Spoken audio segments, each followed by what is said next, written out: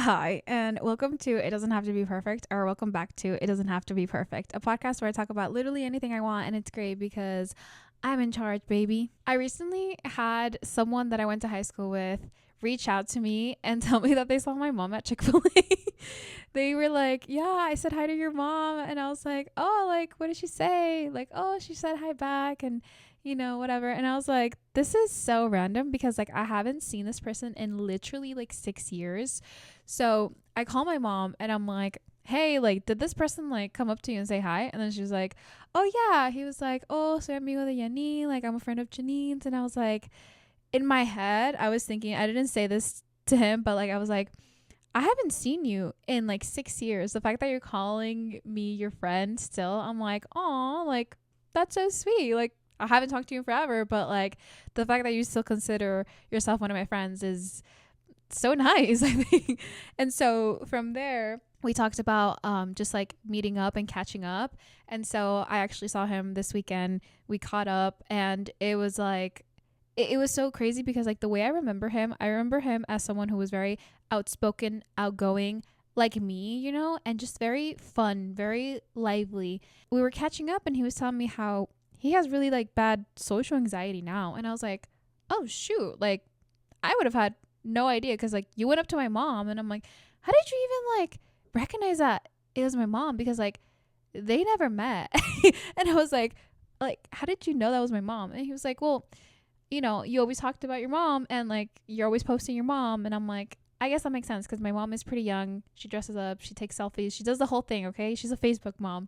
So I can see like why he recognized her. Like, but the fact that he went up to her, I was like, oh, he's still the same outgoing person that I remember. And he was like, actually, it's kind of rare now. Like, I feel like I have really bad social anxiety. Like, I went to a concert not too long ago, and I just felt uneasy because of the crowd, and I had to leave. And I was like, what? Like, this is so crazy to me. Like, I know that people change over time, because I know I've changed a lot since then, since high school. But the fact that like sometimes, people will change, and maybe it's not for the better, and maybe it's more in a neutral sense, but I just was in awe. I was shocked, honestly. I was shocked, and I was so glad to catch up with him. He was like one of the nicest people I've ever met. I'm talking about him like he's dead. No, he's not dead. He's alive. He's one of the nicest people I've ever met, and I'm so glad I got to rekindle that friendship again. Because I mean, when you're in high school, you go through it like so many stages and phases. And even now, like now that there's social media, like everyone that I grew up with like can still follow me along for the journey, whatever I choose to share, whatever I put on social media and stuff. And because I share a lot of my life, I'm like, well, here's basically what it is. Like, there's not too much that I don't put out there. It just got me thinking, because we started talking about how he's still in contact with his ex, and his ex is actually my ex best friend from high school. And what happened was, we had a little group, right, in high school, and me and her were like the more rebellious ones. And so one day, we were tired of our friend group judging us and being like, are you sure that's a good idea? And we'd be like, yeah, like we're just having fun. And we decided to leave the group chat. That is a big deal, okay? We decided to leave the group chat and, do our own thing and call each other best friends. And we rebelled together, okay? We didn't care. We didn't care for our friends to be judging us. And we really, really thought that we were like so much better because we were rebelling. Like, girl, stop.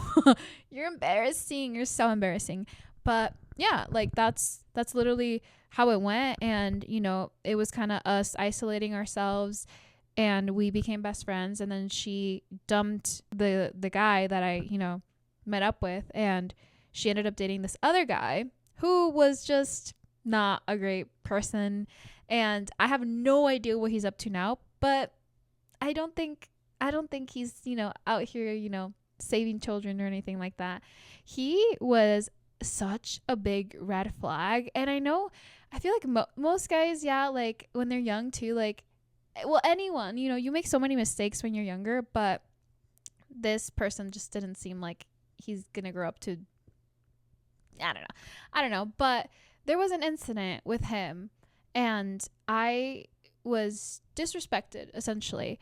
And after that, we were not friends anymore. And because I isolated myself from my friend group, I was left with no one. And eventually I rekindled my relationship with my friend group, and they so graciously took me back. I was like, I'm so sorry, I messed up.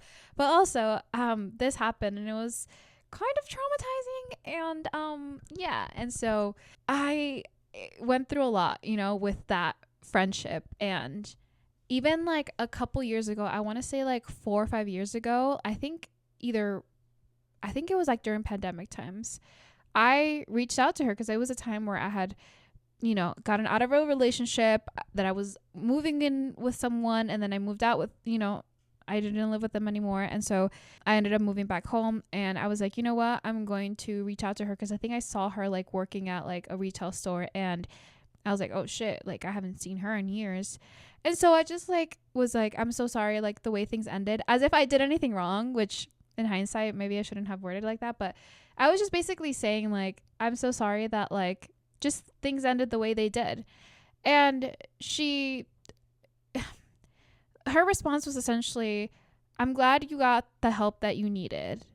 And I was like, boy, you're still taking his side, right? You're not even together with him, and you're still taking his side. Like, it just felt very condescending. Like, oh, I'm glad that you got the help that you needed, because clearly like you needed it. And I was like, okay, well, obviously we're never going to be friends again, because I'm just trying to like, neutralize, make peace, and maybe not be besties over here again. But I just was trying to clear the air. I don't know. It just felt like one of those things that it just didn't end good. And, I just wanted to be good with everyone. I was back in town, and like, I felt like I just wanted to feel comfortable just walking around, in like the area. So yeah. And he was telling me that he's still in contact with her, the friend that I was catching up with at the cafe. And I was like, cool, like, okay, like, and he was like, yeah, like she's changed a lot, and like, well, I think we've all changed. And I'm like, it was giving, yeah, I feel like we all sing. And I was like, okay. It kind of, this like situation that was playing out in front of me, this conversation, it reminded me of that Chapel Roan quote from Call Her Daddy, where she was saying how, a lot of people were just not the nicest to her in high school, specifically a few girls. And she's like, I know like that they've probably changed since high school, but I don't care. I remember them as mean girls, and like, I'm sure they've changed, but what can I do? Like, they did what they did, and I remember what they did. Literally hating the same bitches for 15 years. Like, we just can't get over stuff. I will never get over. They're probably a better person now. That's the thing. I still hate those bitches from high school. That literally, I've never resonated with something so much in that moment. I was like, yep, that's essentially this conversation. Like, I'm so glad that she's changed, hopefully for the better, because a few years ago, it still seemed like she was, I don't know, not the greatest person, but I was like, okay, I don't care. I still remember exactly what happened, and how she allowed her boyfriend to just, and not like she controlled her boyfriend at all, but like, it was still like not a good thing, not a girl's girl at all. This is kind of also reminiscent of like the episode I did where titled Not a Girl's Girl, because I want to say that she was definitely not a girl's girl in the situation.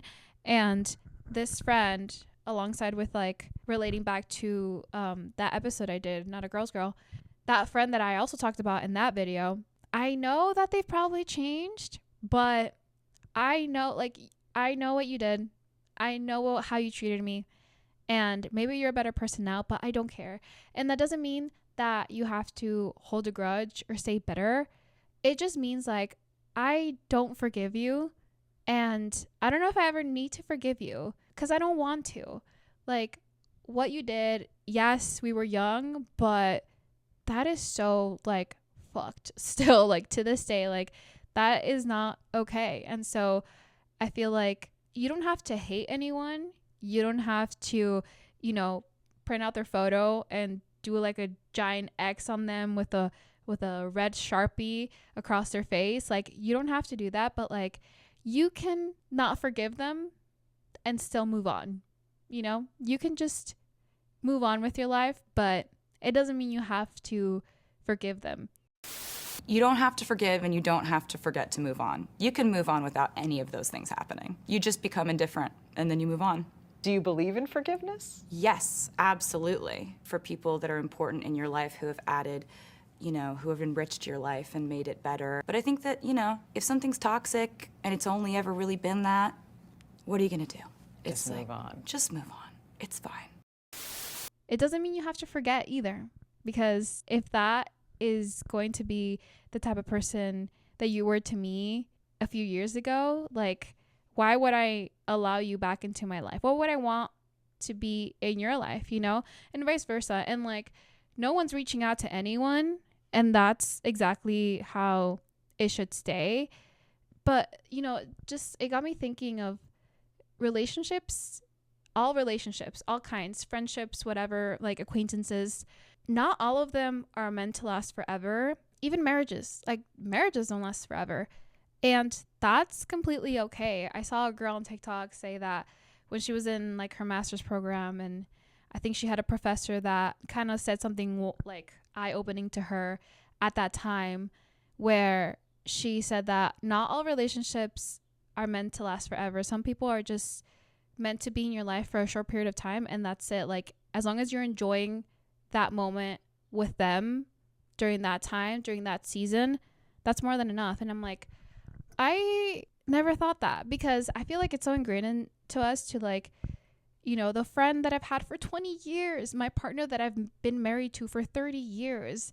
We value longevity in relationships, but how about valuing people when they're in your life as they are in that moment, when you both are in the same place and you both just click then and there? Like, does it have to be like forever or nothing? I feel like that makes it that you kind of take people for granted if you think that, oh, they're always gonna be there, so like, why should I try right now? You know what I mean? Like, it makes it so that you kind of take them for granted.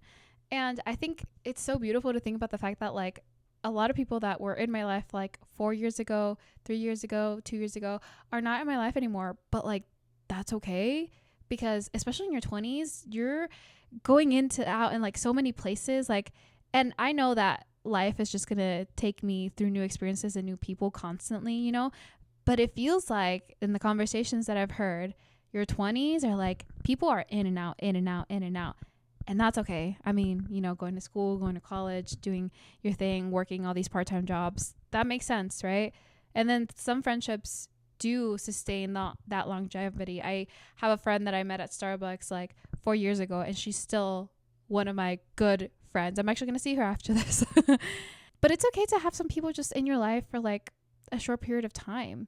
I remember I had this friend who, she's already moved away to another state, and she moved in with her boyfriend, and honestly, I'm so happy for her. She's living her best life.